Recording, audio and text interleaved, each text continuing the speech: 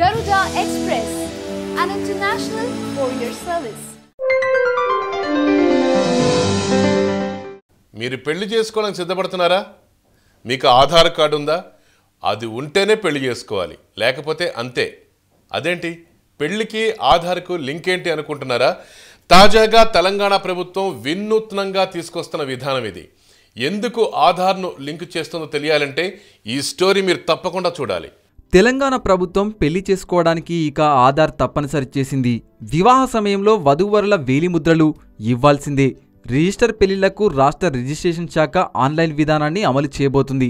ఆధునిక సాంకేతిక పరిజ్ఞానాన్ని వినియోగించుకుంటూ పెళ్లిళ్లను డిజిటలైజ్ చేయబోతుంది.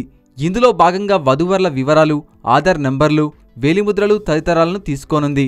తద్వారా రిజిస్టర్ పద్ధతిలో జరిగే రెండో పెళ్లిళ్లకు చెక్ పెట్టవచ్చని అధికారులు భావిస్తున్నారు.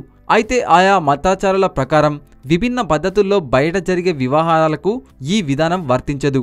రాష్ట్రంలోని 141 సబ్ రిజిస్ట్రార్ కార్యాలయాల్లో ప్రస్తుతం పెళ్లిళ్లను రికార్డు చేస్తున్నారు. వీటిలో 2 రకాల వివాహ సేవలను అందిస్తున్నారు. వధువరులు వచ్చి తమకు పెళ్లి చేయాలని కోరితే నెల రోజుల గడువులో పెళ్లి చేసి వారికి ధృవీకరణ పత్రం ఇవ్వడం మొదటిది. దరఖాస్తు చేసిన వారికి వివాహ ధృవీకరణ పత్రాలను అందజేయడం రెండవది. ఎవరైనా బయట వివాహం చేసుకొని తమకు మ్యారేజ్ సర్టిఫికేట్ కావాలని దరఖాస్తు చేసుకుంటే వారికి ధృవీకరణ పత్రాలను జారీ చేస్తుంది. స్వదేశీ అమ్మాయిలు, అబ్బాయిలు, విదేశీ అమ్మాయిలు, అబ్బాయిలు పెళ్లి చేసుకొని తమకు మ్యారేజ్ సర్టిఫికేట్లు కావాలని కోరితే వారికి స్పెషల్ మ్యారేజీ యాక్ట్ కింద ధృవీకరణ పత్రాలను ఇస్తారు. రిజిస్ట్రేషన్ కార్యాలయాల్లో ఈ ప్రక్రియను ప్రస్తుతం మాన్యువల్గా జరుగుతున్నాయి. దరఖాస్తులను కాగితాలపై తీసుకొని రిజిస్టర్లో వారి వివరాలను నమోదు చేస్తున్నారు. దీంతో ఒక అబ్బాయి గాని అమ్మాయి గాని రెండో వివాహం చేసుకుంటే పట్టుకోవడం కష్టంగా ఉంటుంది. కొంతమంది 2-3 సార్లు రిజిస్టర్ మ్యారేజ్లు చేసుకుంటున్నా పట్టుబడటం లేదు. అందుకే ఆన్లైన్ విధానానికి శ్రీకారం చుట్టింది.